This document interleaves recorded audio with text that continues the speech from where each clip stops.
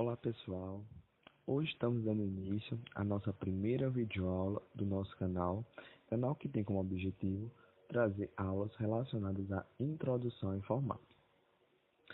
Aqui segue uma breve apresentação sobre mim, certo? Meu nome é Jefferson Menezes Nunes, sou graduando em Gestão da Tecnologia da Informação pelo Instituto Federal de Educação, Ciência e Tecnologia do Sertão Pernambucano, Campus Floresta. Segue aqui algumas redes sociais, gente, e e-mail para contato. Então, qualquer dúvida que vocês tiverem, vocês podem estar mandando um e-mail para mim que eu estarei respondendo. Para a nossa primeira aula, nós temos o seguinte conteúdo programático. Vamos falar um pouquinho sobre gerações dos computadores, definição e origem do termo informática, componentes básicos do computador e entendendo como são processadas as informações no computador. Vamos iniciar falando sobre as gerações de computadores. Vale lembrar, gente, que as gerações de computadores elas estão organizadas em 5 gerações.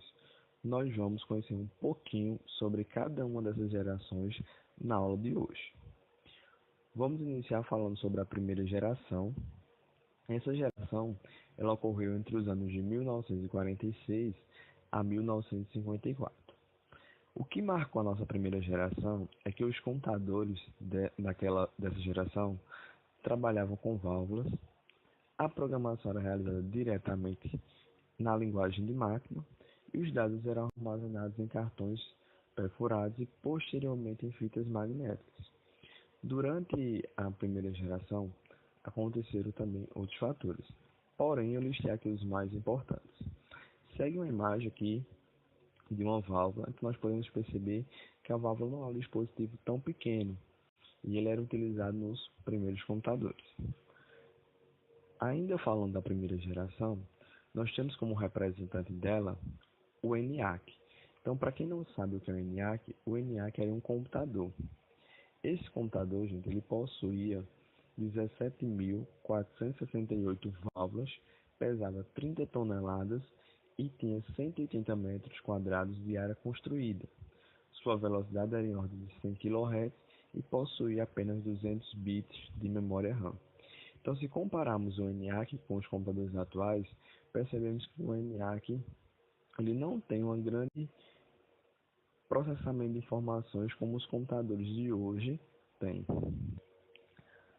A nossa segunda geração ela acontece entre os anos de 1955 a 1964. Bom, ocorreu a substituição da válvula pelo transistor. Esse foi um dos primeiros fatores que marcaram a segunda geração. Então, por que houve essa substituição? Então, identificaram que os transistores eram menores do que as válvulas, consumiam menos energia e esquentavam menos. Sendo assim, eles eram mais rápidos e confiáveis. Então, nós vamos perceber que a cada geração que passa, sempre o objetivo é diminuir os dispositivos e aumentar a sua capacidade de processamento e armazenamento. O tamanho dos computadores diminuiu consideravelmente. Então, aquele computador que era o ENIAC que ocupava antes um galpão inteiro, na segunda geração os computadores já passam a ser menores, ocupam bem menos espaço que o ENIAC. A programação, por sua vez, também deu um avanço, e ela passa a ser uma linguagem de máquina substituída por uma linguagem simbólica. Então, nós acabamos de ver alguns fatores da segunda geração e aqui algumas imagens de computadores e dos transistores. Vamos falar agora um pouquinho sobre a terceira geração, onde ela iniciou no ano de 1964 até o ano de 1977.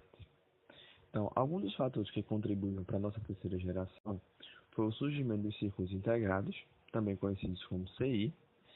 Então, o circuito integrado ele também é conhecido como microchip. E eles eram formados por um número muito grande de transistores minúsculos, o que tornou os equipamentos bem menores. Tivemos também o surgimento das linguagens de programação de alto nível, e o processo de fabricação de circuitos integrados eram mais rápidos e confiáveis.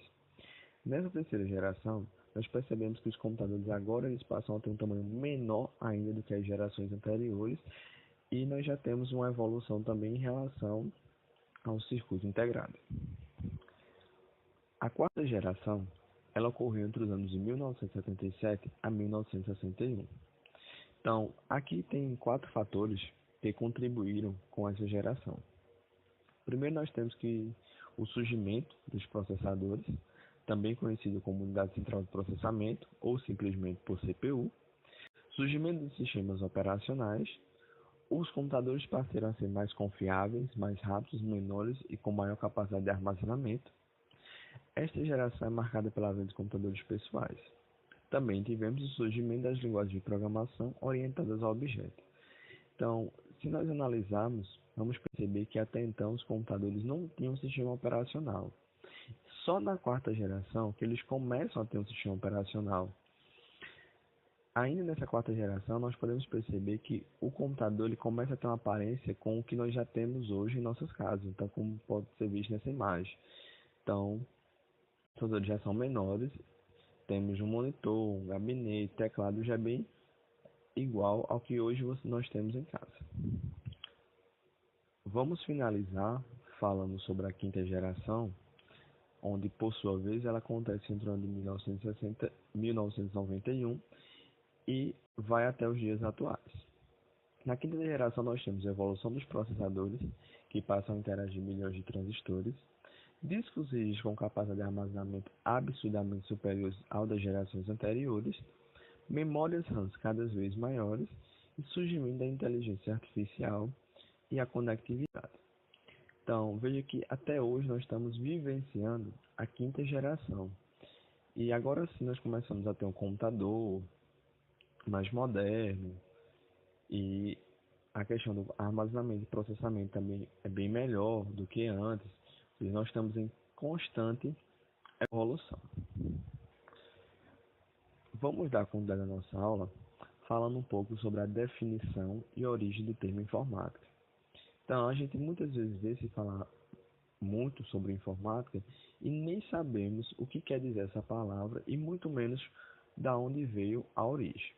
A partir de hoje nós vamos perceber isso nessa nossa aula. Primeiro, uma definição que é comumente utilizada para a informática é que ela é um conjunto das ciências que estuda o processamento, armazenamento e transmissão de informações em meios digitais.